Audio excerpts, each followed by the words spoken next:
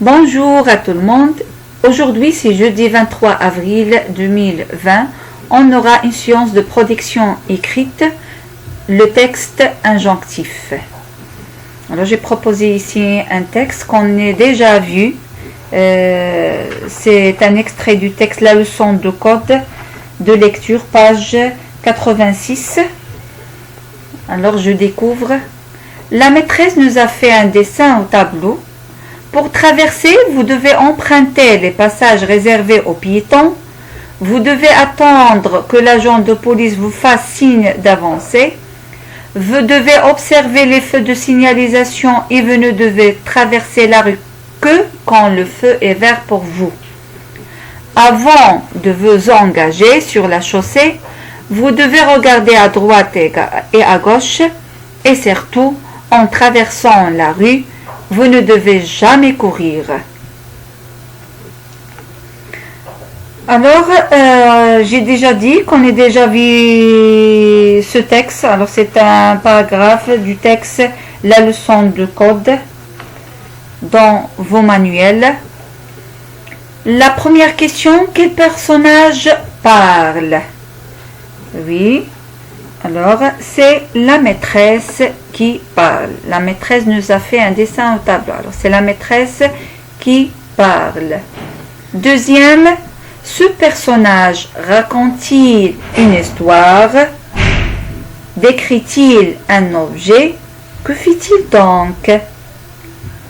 Alors, dans ce texte, la maîtresse donne des conseils ou des ordres. Il dit ce que les enfants doivent faire ou ne doivent pas faire en traversant la rue, tout simplement. Alors ici, il s'agit des conseils, des ordres. Il dit ce que les enfants doivent faire ou ne doivent pas faire en traversant la rue, tout simplement. Troisième question, quel verbe est répété? C'est le verbe devoir. Regardez bien, vous devez emprunter les passages réservés. Vous devez attendre. Regardez bien. Alors, le verbe devoir, deuxième verbe, reste à l'infinitif. Vous devez attendre. Vous devez observer. Alors, ici, on a l'interdiction. Vous ne devez traverser la rue que quand le feu est vert pour vous. Vous devez regarder à droite et à gauche. Vous ne devez jamais courir. Alors, c'est le verbe devoir, tout simplement. Alors, j'ai déjà dit dans la première séance que le texte injonctif sert à donner des ordres ou à poser des interdictions ou à dire ce que l'on doit faire obligatoirement. Alors, dans un texte injonctif, on peut utiliser le verbe devoir et le verbe falloir et des groupes verbaux comme par exemple il est nécessaire que, il est indispensable que, par exemple, il est indispensable que tu respectes le règlement de l'école. Alors ici, j'ai proposé de produire, alors on a ici un sujet, de produire ou bien de rédiger un texte injonctif ou, alors ici j'ai oublié l'accent sur U, ou, alors il indique le lieu, où tu donnes des conseils et des recommandations à ton ami sur la manière de traverser la rue. Alors,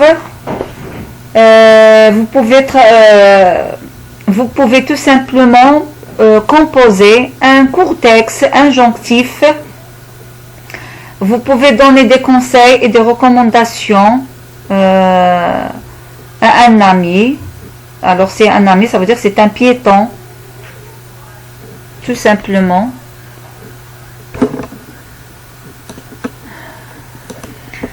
Donc il faut écrire des verbes à l'infinitif ou bien à l'impératif et vous donner des conseils et des recommandations.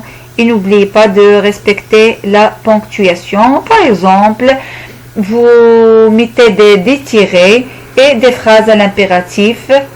Par exemple, vous pouvez dire ne pas traverser entre deux voitures garées par exemple, attendre que les véhicules se soient arrêtés avant de traverser.